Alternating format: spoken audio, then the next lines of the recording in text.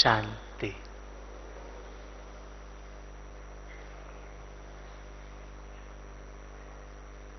हम सभी बाबा के बच्चे पूरे कल्प का चक्कर लगाकर इस कल्प के अंत में आकर पहुंचे हैं। अभी हम आत्माओं की रिटर्न जर्नी है। हम आत्माओं को वापस घर चलना है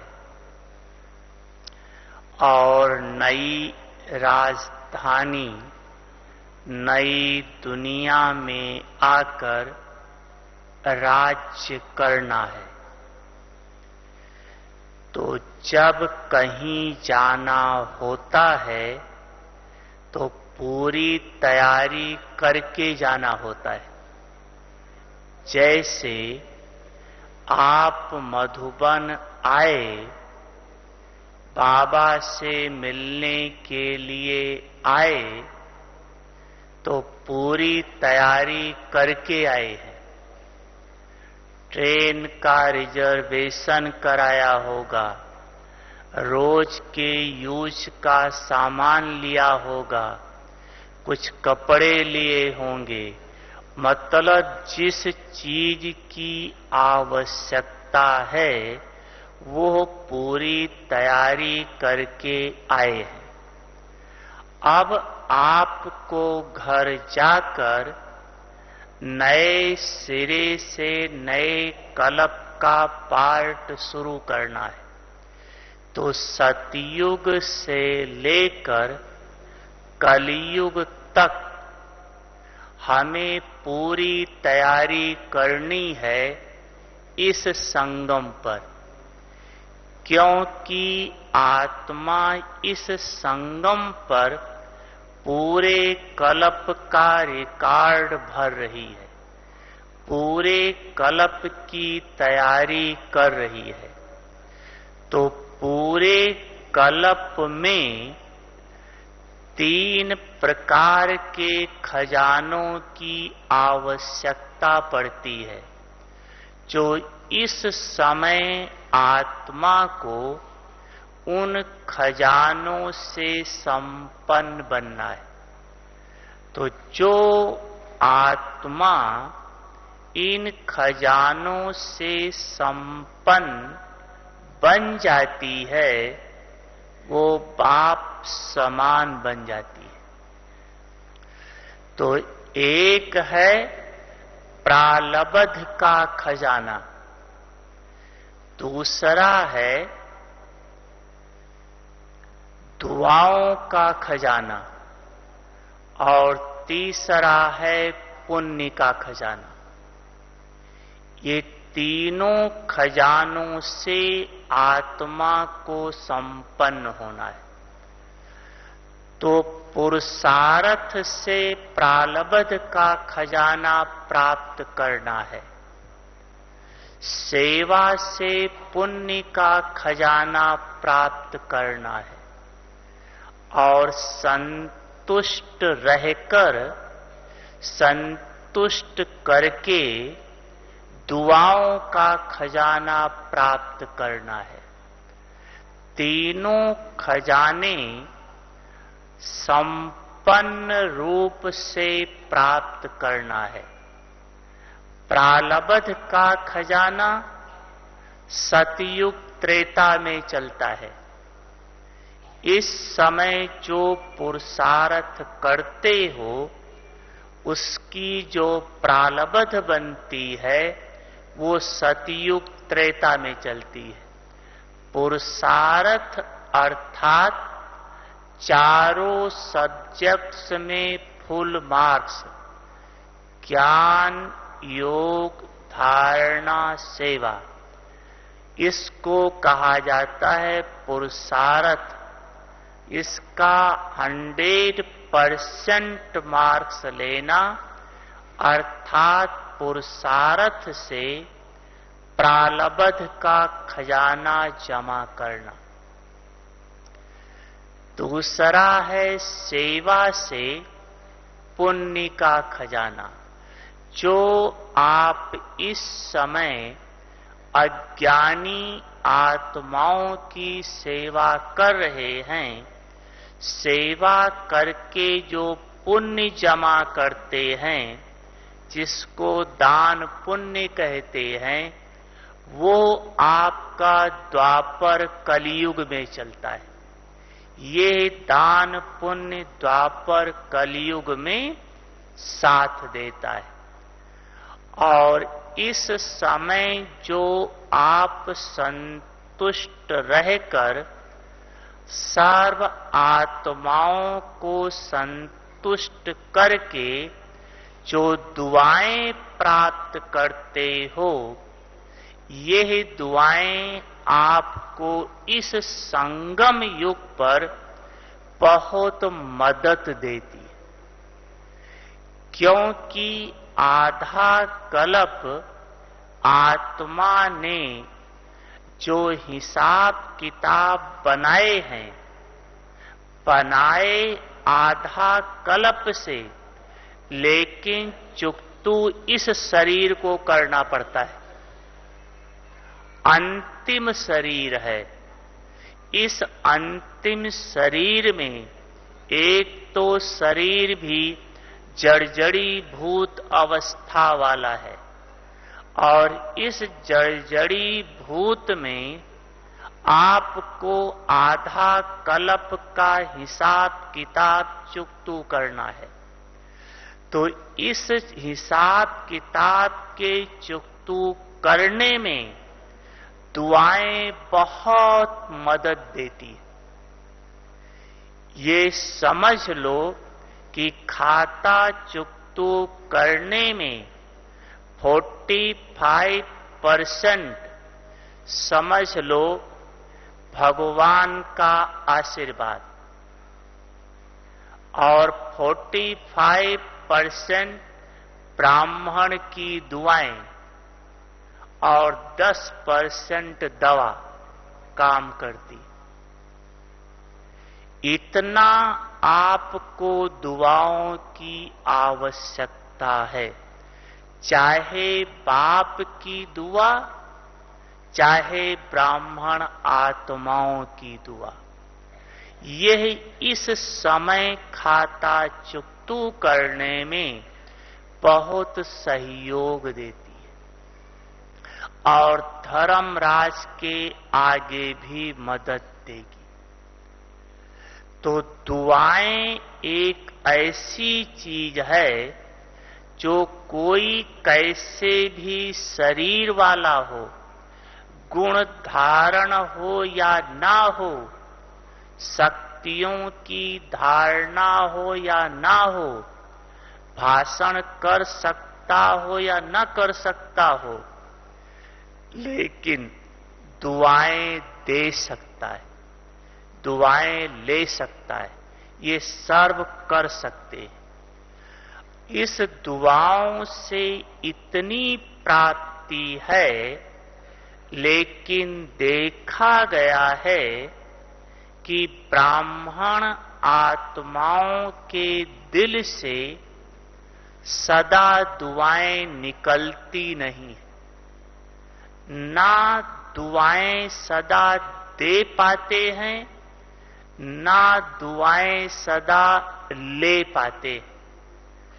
इस कारण से आत्मा को हिसाब किताब चुकतू करने में, तीव्र पुरुषार्थी बनने में, स्वयं को भगवान के समान बनाने में या सफलता प्राप्त करने में मुश्किल लगता है। तो दुआएं क्यों नहीं दे पाते हैं या दुआएं क्यों नहीं ले पाते हैं? मेरे समझ से इसका कारण दो है। एक कारण ये है कि दुआएं देने या लेने से हमें कितनी प्राप्तियां हैं, यह बुद्धि में स्पष्ट नहीं है। क्योंकि प्राप्ति पुरुषार्थ स्वतः कराती है। अगर प्राप्ति बुद्धि में स्पष्ट हो तो पुरुषार्थ करेंगे ही करेंगे। उदाहरण के रूप से मान लो कोई दुकानदार है, वो अपनी दुकान बंद करके घर जाने वाला था, थक गया था। लेकिन अगर एक बहुत बड़ा ग्राहक आ जाए, ढेर सारा सामान खरीदने वाला, तो आपकी थकावट खत्म हो जाएगी या नहीं? स्वतः ही खत्म हो जाएगी, क्योंकि प्राप्ति हो रही है। तो प्राप्ति पुरुषार्थ स्वतः कराती है। तो एक तो प्राप्ति की स्पष्ट नॉलेज नहीं, दूसरा दुआएं कैसे दें और किसको दें, यह स्पष्ट आता नहीं है। किसको दें और किस प्रकार से दें और किस प्रकार से लें, ये स्पष्ट नहीं है। इस कारण से दुआएं ना दे पाते हैं ना ले पाते। सहज मार्ग मुश्किल अनुभव होता है। क्या समझते हैं पांडव? दुआ देना सहज है या मुश्किल है? क्या समझते हैं? सहज है या मुश्किल है? सहज है। शक्तियां क्या समझती हैं? सहज है। लेकिन सहज चीज मुश्किल क्यों लगता है? बाबा ने एक बहुत सुंदर बात कही थी मुरली में कि अगर आपको कोई गाली दे रहा है, आपकी कोई इंसल्ट कर रहा है, तो आप उससे दुआ कैसे लेंगे? वो इंसल्ट कर रहा है, चलो आप शुभ भावना रखो, दुआ दे सकते हो, अपनी स्थिति संभाल लो। लेकिन दुआ लोगे कैसे उससे? वो तो आपको गाली दे रहा है, कैसे दुआ लेंगे?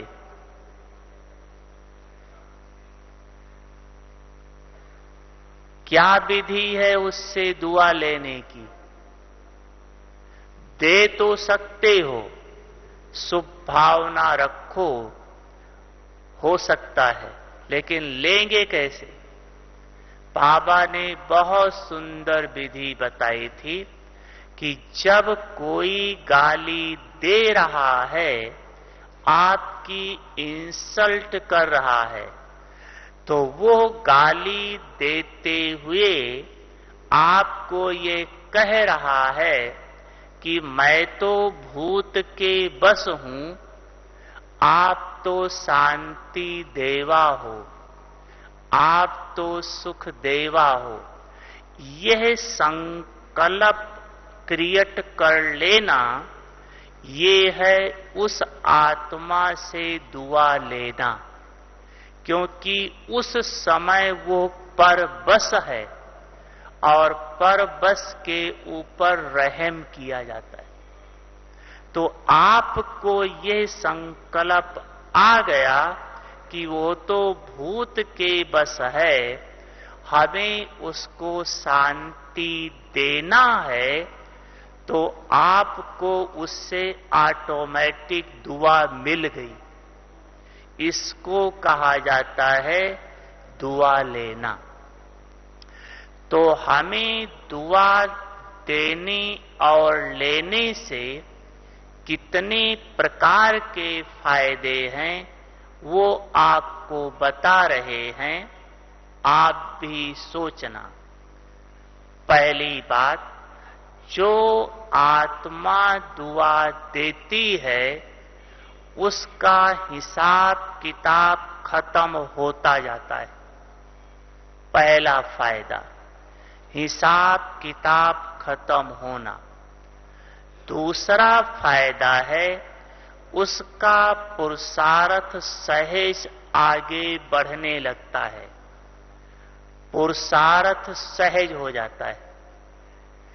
तीसरा फायदा है, ब्राह्मण आत्माओं का स्नेह प्राप्त होता है, स्नेही सहयोगी बना देता है। जहां स्नेह प्राप्त है वहां सहयोग भी प्राप्त हो जाता है।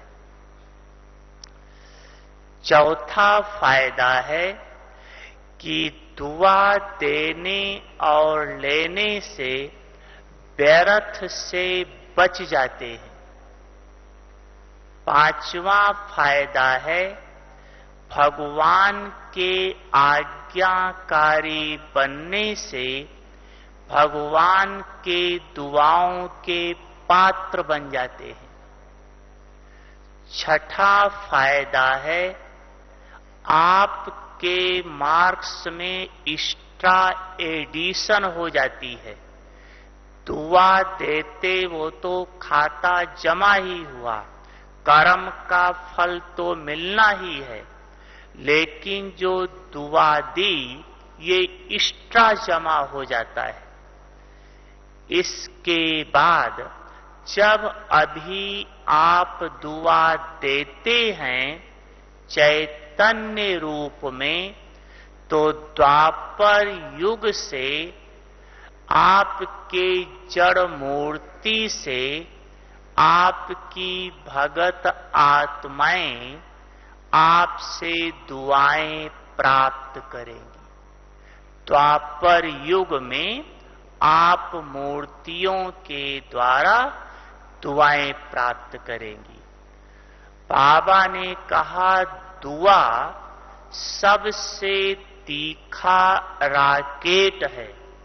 जैसे राकेट बहुत फास्ट जाता है और अपना काम करता है, ऐसे आप यहां बैठे हुए हजारों लाखों माइल दूर आप इस दुआओं की शक्ति से किसी का दुख दूर कर सकते हो, किसी की बीमारी हटा सकते हो, किसी का बिगड़ा काम बना सकते हो, किसी को सहयोग दे सकते हो, किसी को बाबा का परिचय दे सकते हो।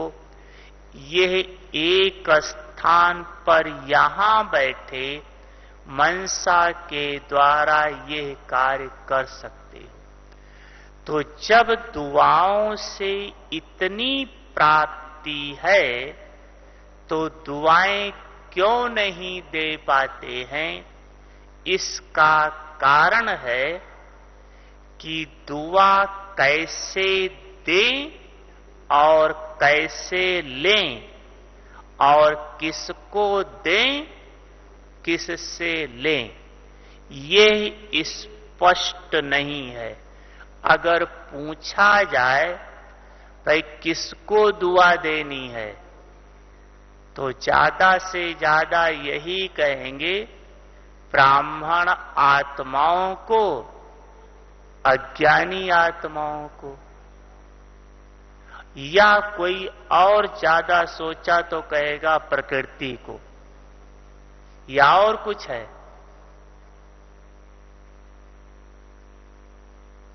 यही है ना?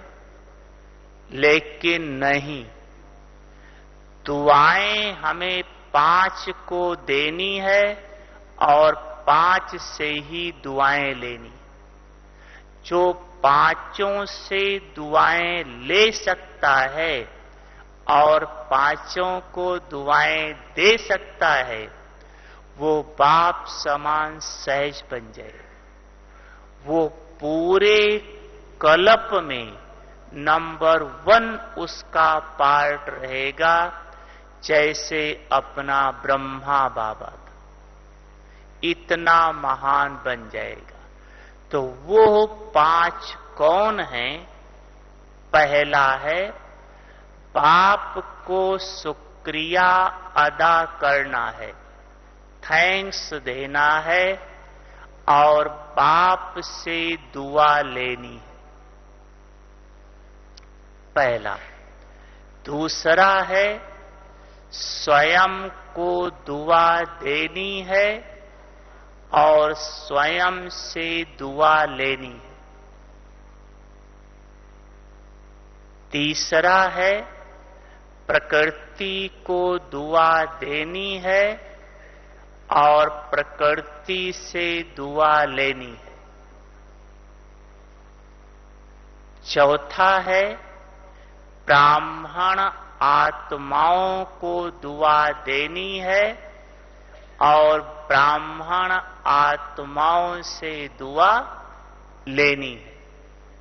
और 5वां है अन्य अज्ञानी आत्माएं या जिन आत्माओं के पास शरीर नहीं है, उनको भी दुआ देनी है और उनसे लेनी है। जो यह 5 को दुआएं दे सकता है और ले सकता है, वो सहज बाप समान बन सकता है। पहली बात है कि बाप को शुक्रिया अदा करनी है और बाप से दुआ लेनी है। अगर आपका दिल से हर पल बाबा के प्रति शुक्रिया निकलती रहे तो निरंतर योगी तो हो ही गए। योग लगाने का कोई सवाल ही नहीं, है ही निरंतर योगी। चलो बाबा के पास। ओम शांति। तो पहला है बाप को शुक्रिया अदा करनी है। आपके दिल से बाबा के लिए शुक्रिया कब सदा निकलेगी? जब आपको सदा ये अनुभव होगा कि बाप ने हमको कितना महान बना दिया है। जब आपको अपनी महानता का अनुभव होगा, तब दिल से निकलेगा, वाह बाबा, आपने तो कमाल कर दिया, हमको क्या से क्या बना दिया। लेकिन होता क्या है, ब्राह्मण आत्माएं अपनी संपूर्ण स्टेज को देखते हुए वर्तमान जो स्थिति है, दोनों में बहुत अंतर महसूस होता है।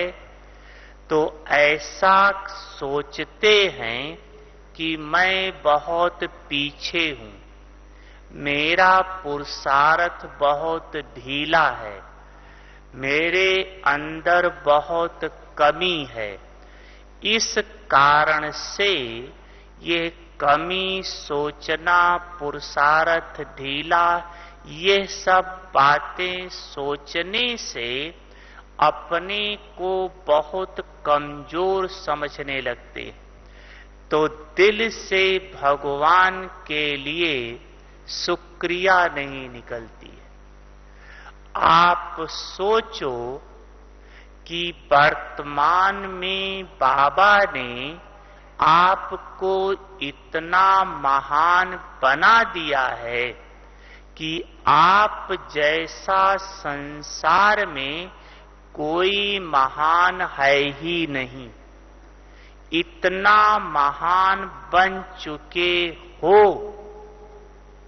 वर्तमान में, लेकिन अपनी महानता को स्मृति में नहीं लाते हो, कमी को ज्यादा स्मृति में लाते हो। आप देखो दुनिया में महान किसको कहा गया है?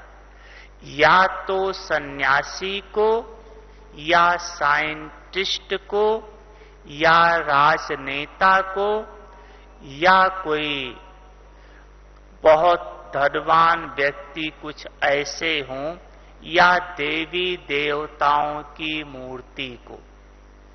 अब प्रैक्टिकल देखो कि आप इनसे ज्यादा महान बन चुके हो या नहीं, जो दुनिया में महान कहे जाते हैं। उदाहरण के रूप से, जब आपको ज्ञान नहीं मिला था, अगर एक सन्यासी आ जाता तो आप उसके चरण छूते, जो भी झुक जाते। अब सन्यासी तो क्या, शंकराचार्य भी आ जाए, क्या पांव पड़ोगे? नहीं पड़ोगे ना, तो जरूर उनसे महान बन चुके ना। सन्यासी के चरण क्यों पड़ते थे? दो बात के कारण, एक पवित्रता, दूसरा त्याग। आपकी पवित्रता और उनकी पवित्रता में देखो, उनकी पवित्रता शास्त्र मत और गुरु मत पर है, और आपकी पवित्रता परम पवित्र पतित पावन परमात्मा की मत पर है। कितनी ऊंची पवित्रता आपकी है। उनका त्याग सिर्फ घर बार छोड़ना है, और आपका त्याग ये शरीर भी हमारा नहीं है, ये भी बाबा को दे दिया है। तो प्रैक्टिकल में सन्यासी से महान बन चुके हो। साइंटिस्ट को देखो, साइंटिस्ट रिसर्च कर सकते हैं सिर्फ 5 तत्व तक, सूर्य चांद तारा गण तक। इससे पार साइंटिस्ट नहीं जा सकते हैं। तो साइंटिस्ट का जहां अंत है, वहां से आपकी शुरुआत है। क्या शुरुआत है? कि मैं आत्मा हूं, ये शरीर नहीं हूं। मैं आत्मा 5 तत्वों से पार, सूर्य तारा गण के पार परम धाम की निवासी हूं, जहां साइंटिस्ट स्वप्न में भी नहीं जा सकते, वहां आप जाते हो। तो साइंटिस्ट से भी महान हो। आप इस ज्ञान के पहले देवी देवताओं की मूर्ति देखते तो मस्तक झुक जाता। अब झुकेगा मस्तक? नहीं। क्यों? क्योंकि जो गुण उनके अंदर है, वह गुण आप धारण कर रहे हो। देवताओं के आगे क्यों मस्तक झुकाते थे?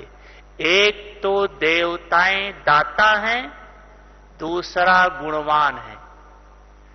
आप भी गुण धारण कर रहे हो, और देवताओं की तो मूर्तियां, जो भगत उनके आगे जाएंगे या जो भगत उनको याद करेंगे, उनको वो देते हैं। और आप विश्व कल्याणकारी हो, पूरे विश्व को वाइब्रेशंस दे रहे हो, तत्वों को भी पावन बना रहे हो। उन मूर्तियों से महान कर्तव्य आप कर रहे हो। तो सोचो प्रैक्टिकल में आप कितने महान बन चुके हो। आप अपनी महानता स्मृति में लाओ तो दिल से निकलेगा, वाह बाबा आपने तो कमाल कर दिया, हमको क्या से क्या बना दिया, शुक्रिया बाबा, शुक्रिया बाबा, दिल से निकलेगा। और जहां दिल से भगवान के लिए शुक्रिया निकली, वहां भगवान के प्रति रिगार्ड और भगवान पर स्वाहा हो जाने की भावना स्वतः जागृत हो जाएगी और आत्मा संपन्नता को प्राप्त कर लेगी। तो दिल से भगवान को शुक्रिया अदा करो और भगवान से दुआ लो। दुआ लेने की विधि है आज्ञाकारी बनना। जो बाबा ने कहा, जी बाबा, हुकुम बाबा, जो बाबा ने हुकुम किया, जी बाबा, जी बाबा करते रहो और बाप का आशीर्वाद लेते रहो। आपके अंदर गुण विशेषता है, उसकी कोई बात नहीं है या नहीं है, लेकिन बाप का आशीर्वाद आपको संपन्न बना देगा।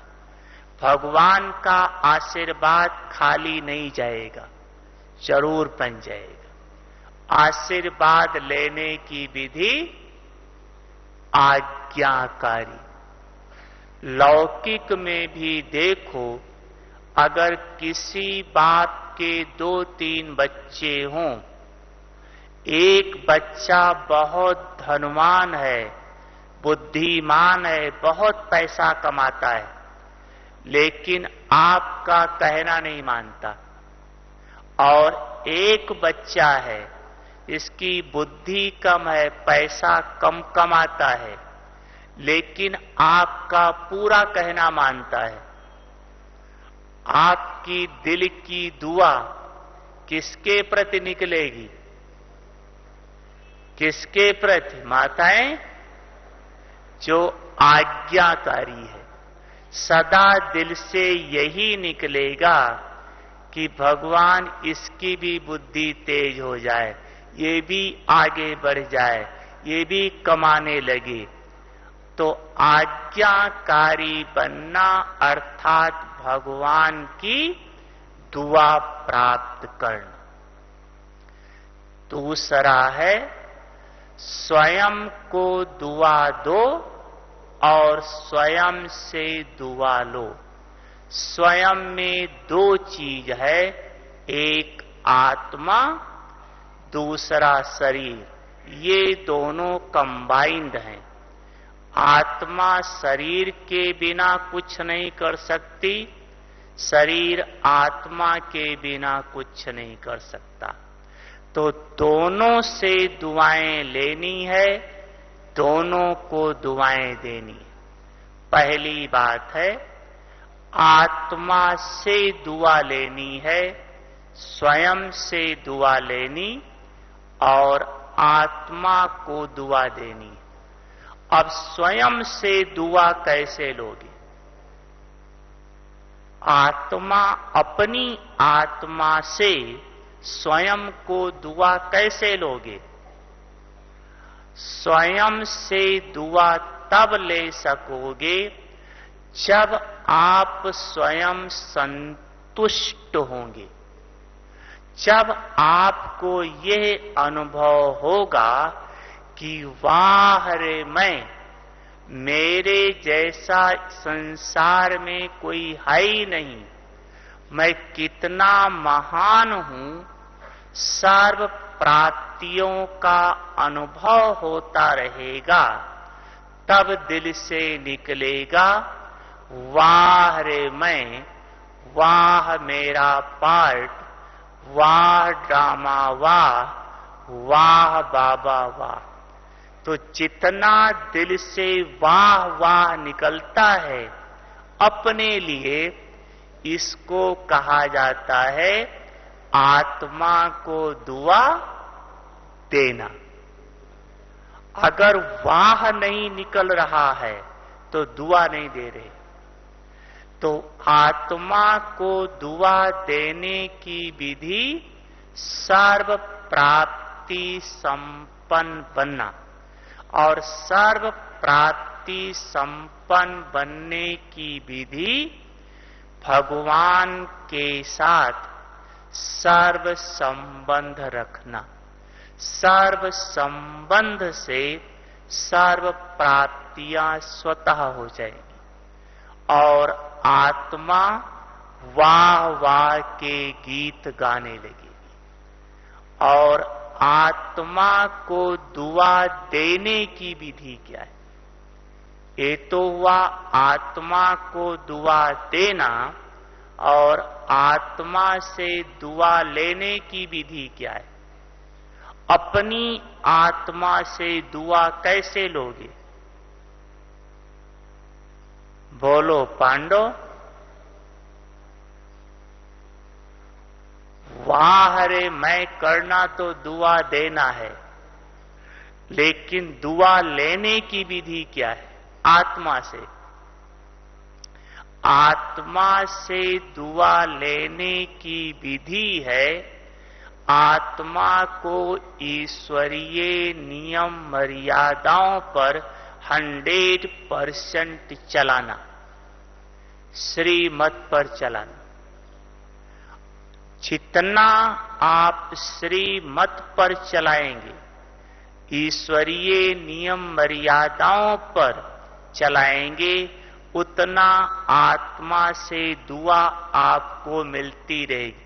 अपने आप ही आपके दिल में खुशी की लहर आती जाएगी, संतुष्टता बढ़ती जाएगी, संपन्नता बढ़ती जाएगी। इसको कहा जाता है आत्मा से दुआ लेना। इसके बाद है ये शरीर। इस शरीर को दुआ देना है और इस शरीर से दुआ लेना है। और इस शरीर को दुआ कैसे देंगे? कैसे देंगे इस शरीर को दुआ? देखो, ज्यादातर ब्राह्मण आत्माएं इस शरीर को दुआ दे नहीं पाती, बद दुआ ज्यादा देती। लेकिन इसको दुआ देना है। क्या बद दुआ देते हैं कि जब इस ज्ञान मार्ग में आते हैं तो एक तो हिसाब किताब निकलना शुरू होता है, चुकतू होना है, बीमार पड़ना शुरू होते हैं। तो कुछ तो बीमार पड़ना शुरू होते हैं, कुछ बुढ़े हुए तब ज्ञान में आए, कुछ गरीब हैं इतने तब ज्ञान में आए। तो उनके मुंह से क्या निकलता है कि हाय मुझे ज्ञान अब क्यों मिला, पहले क्यों नहीं मिला? बुढ़े हो गए तब अब ज्ञान मिला है। ना आप सेवा कर सकते हैं, ना कुछ कर सकते हैं।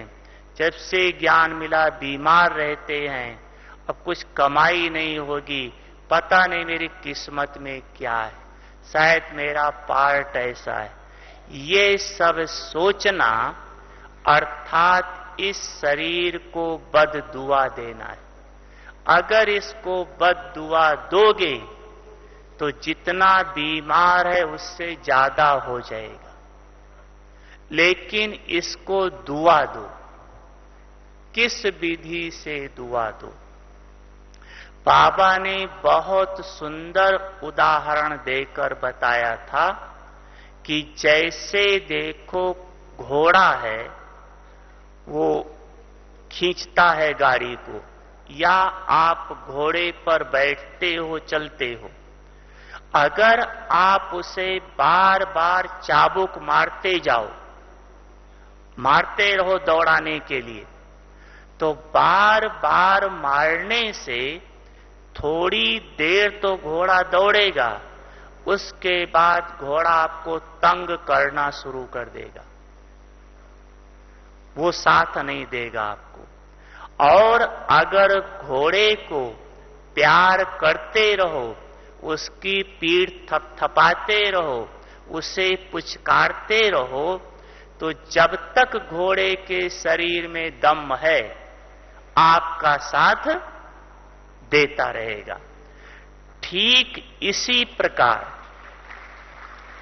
इस शरीर को, चाहे बुढ़ा है, चाहे बीमार है, चाहे कैसा है, सदा इस शरीर को शाबाश शाबाश देते रहो कि वाह मेरा बुढ़ा शरीर वाह। क्यों? क्योंकि इस बुढ़े शरीर में भगवान मिला है। सोचो, जब आपका शरीर जवान था तब भगवान नहीं मिला, और उस जवान शरीर में जब तक भगवान नहीं मिला पाप कर रहे थे, और अब बुढ़ा शरीर मिला और अब भगवान मिला, तो दोनों में कौन सा शरीर अच्छा है, बुढ़ा या जवान? तो वाह मेरा बुढ़ा शरीर वाह, सदा इसको वाह वाह करते रहो। जितना इसको वाह वाह करोगे शरीर में स्फूर्ति आएगी। अगर आपका शरीर बीमार है, सोचो, लेकिन बीमार शरीर कितना महान शरीर है। बीमार होने से 4 फायदा हो गया, नुकसान नहीं है। अगर आपका बीमार शरीर है, पहली बात, अगर आपका शरीर तंदुरुस्त होता तो आपके घर वाले आश्रम पर जाने नहीं देते, क्लास करने नहीं देते, काम करो। बीमार पड़ गए तो उनको रहम आता है, भले आश्रम पर जाएं, छुट्टी मिल गई, पहली बात। दूसरी बात, अगर बीमार हैं, पवित्रता का बंधन पड़ता था, बीमार हैं तो पवित्रता के बंधन से छूट गए, सहज बात है। तीसरी बात देखो, अगर बीमार हैं तो स्थूल काम तो बाहर का घर का कर नहीं सकते हैं, बैठे बैठे लेटे लेटे बाबा को याद करेंगे, शुभ भावना देंगे। कितना जमा हो रहा है आपका, जो जवान शरीर में नहीं हो सकता था बुढ़े शरीर में हो रहा है। चौथा फायदा देखो कि जब शरीर तंदुरुस्त है तो बाबा की याद नहीं आती, लेकिन शरीर बीमार हुआ तो बाबा ज्यादा याद आता है। तो कौन सा शरीर अच्छा हुआ? बीमार शरीर। आप इस शरीर के एक एक अंग की महिमा तो देखो कि यह शरीर कितना महान है। अभी आंखें कम देख रही हैं, चश्मा लगाना पड़ता है, लेकिन इस चश्मे वाली आंख का भाग्य तो देखो कि इस चश्मे वाली आंख ने भगवान का अवतरण देखा। इस चश्मे वाली आंख ने भगवान को बोलते हुए देखा। देखो इस आंख की बलिहारी, अभी देखा या देखोगे जो पहली बार आए हैं। इस चश्मे वाली आंख ने भगवान को कर्तव्य करते देखा, खाते देखा। तो वाह इस चश्मे वाली आंख का भाग्य, वाह जो भगवान का प्रैक्टिकल देखा। जब तक चश्मा नहीं था, आंख अच्छी थी, तब तो पता नहीं क्या कबाड़ खाना देखते थे। अब देखो ये आंख भगवान को देख रही है। आपका शरीर बीमार है, लेकिन वाह बीमार शरीर का भाग्य कि भगवान के घर में ये बीमार शरीर आ तो गया। कितना श्रेष्ठ भाग्य, किस स्थान पर पहुंचे हो, थोड़ा सोचो तो। कोई तीर्थ पर चला जाता तो धन्य समझता है, यहां तो परमात्मा स्वयं आपके सन्मुख चैतन्य में बैठा होगा और उसके सन्मुख आपका ये शरीर है। कितना महान बीमार शरीर है ये। तो वाह मेरा बीमार शरीर वाह, ऐसे ही वाह वाह करते रहो। कान देखो कम सुनता है, कम सुनाई पड़ता है, लेकिन इस कम सुनाई पड़ने वाले कान की कितनी बड़ी विशेषता है कि इस कान ने भगवान के डायरेक्ट महावाक्य सुने, भगवान के बोल इस कानों ने सुना। वाह कम सुनने वाले कान का भाग्य, वाह कितना श्रेष्ठ भाग्य है। तो ऐसे एक एक कर्म इंद्री को आप शाबाश शाबाश देते रहो। वाह मेरा बुढ़ा शरीर वाह, इसको कहा जाता है इस शरीर को दुआ देना। देकर देखो ये शरीर दौड़ने लगता या नहीं, बीमारी कम हो जाती या नहीं, इसको दुआ दो। और इससे दुआ लेने की विधि है कि इस शरीर के द्वारा यज्ञ की कर्मणा सेवा अवश्य करो। चाहे धनी घराने के हैं, चाहे ऑफिसर हो, चाहे बुढ़े हो, चाहे कोई भी हो, अगर यज्ञ की कर्मणा सेवा करोगे, मान लो आप सेंटर पर झाड़ू लगाते हो, अगर आप सेंटर पर झाड़ू लगाया, थोड़ा सोचो कि हम किस स्थान पर झाड़ू लगा रहे हैं। वो स्थान जो स्थान स्वयं भगवान ने पसंद किया है, जिस स्थान पर भगवान स्वयं आकर मुरली सुनाता है, जिस स्थान पर मनुष्य से देवता बनने की पढ़ाई पढ़ाई जाती है, हम उस स्थान की सफाई कर रहे हैं। कितना श्रेष्ठ भाग्य है ये। अगर आपका शरीर बीमार है, थोड़ा बहुत करके देखो, आप यज्ञ की सेवा करके देखो, आपका शरीर ठीक हो जाता या नहीं। कोई जादू मंत्र नहीं है, लेकिन सेवा करने से आपका हिसाब किताब खत्म हो जाता है, चुकतू हो जाता है और शरीर ठीक हो जाता है। आप सोचो बर्तन मांज रहे हो, थोड़ा सोचो तो कौन सा बर्तन मांज रहे हैं। जिस बर्तन में भगवान के लिए भोग बना है, जिस बर्तन का बनाया हुआ भोग स्वयं भगवान स्वीकार करेगा, उस बर्तन की हम सफाई कर रहे हैं। वाह मेरा श्रेष्ठ भाग्य कि कितना ऊंचा पार्ट हमें मिला है भगवान के यज्ञ की सेवा के लिए। साधारण सेवा नहीं है ये, बहुत ऊंचा भाग्य है। मंदिरों में लोग थोड़ा सा कुछ करते हैं तो समझते मेरा पाप खत्म हो गया, पुण्य का खाता जमा हो गया। सिर्फ भावना है। यहां तो भगवान का घर प्रैक्टिकल में है, भगवान साकार में है।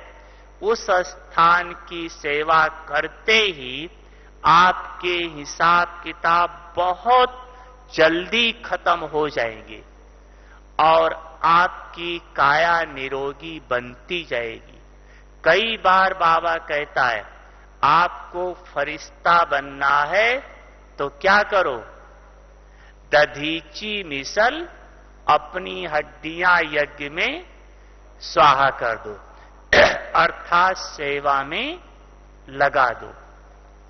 इसको कहा जाता है इस शरीर से दुआ लेना। अच्छा, समय हो चुका है, 2 मिनट और लेते हैं। तीसरा है प्रकृति को दुआ देना और प्रकृति से दुआ लेना। अभी होली की मुरली में बाबा ने कहा था कि मनसा से प्रकृति को सतो प्रधान बनाने की सेवा करो। तो प्रकृति को दुआ देना अर्थात प्रकृति को सतो प्रधान बनाना। प्रकृति को सतो प्रधान बनाने से 3 फायदा होगा। एक, जितना आप इस समय प्रकृति को सतो प्रधान बनाने की सेवा करेंगे, उतना सतो प्रधान प्रकृति वाला राज्य मिलेगा, अर्थात आदि में आएंगे। अगर कम प्रकृति को सतो प्रधान बनाने की सेवा करेंगे तो जब प्रकृति की सतो प्रधानता कम होने लगेगी तब आपको राज्य मिलेगा। तो पहला फायदा। दूसरा फायदा, अगर प्रकृति को आप सतो प्रधान बनाने की सेवा कर रहे हो तो आपको प्रकृति इस विनाश के समय में बहुत सहयोग देगी। दूसरे के लिए विनाश होगा, आपके लिए सहयोग होगा। उदाहरण के रूप से, जैसे कुछ समय पहले गुजरात में भूकंप आया था। मुख्य एरिया कच्छ भुज थी। भुज में अपना सेंटर था।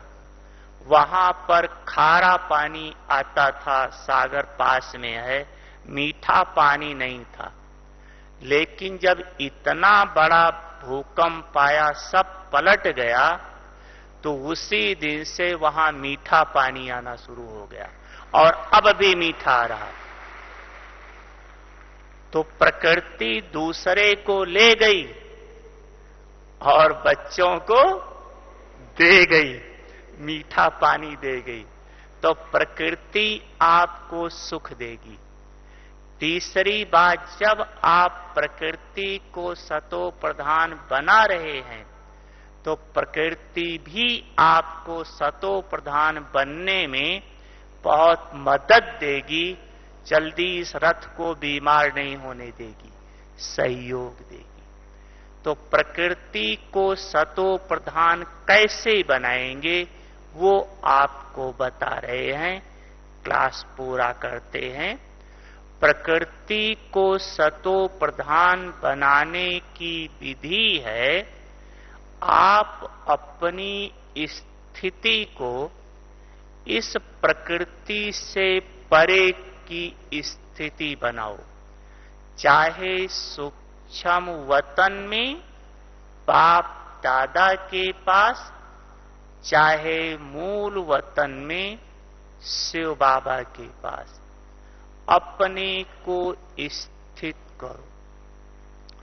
वहां स्थित होकर फिर जो आप प्रकाश की किरणें, संकल्पों के वाइब्रेशंस इस प्रकृति पर भेजेंगे, वो संकल्प प्रकृति को पावन बनाएगा। जब तक आप अपनी स्थिति प्रकृति से परे की नहीं बना पाए हैं तो आपके संकल्प प्रकृति को पावन नहीं बना सकते। प्रकृति को पावन तभी बना सकते हैं जब प्रकृति से परे की स्थिति में स्थित होकर जो संकल्प या वाइब्रेशंस या किरणें भेजेंगे तो पावन बन जाएगी। यह सेवा आपको विशेष करनी है। इससे स्वयं का भी भला, अपने विक्रम विनाश हो जाएंगे, संपन्नता को प्राप्त कर लेंगे और प्रकृति भी सतो प्रधान बनती जाएगी। तो यह आप दुआएं देकर और लेकर स्वयं को संपन्न बनाओ, अर्थात बाप समान बनाकर घर चलो और पूरे कल्प में ऊंचे ते ऊंचा पार्ट बाप ब्रह्मा बाप के साथ साथ बजाओ। अच्छा, ओम शांति।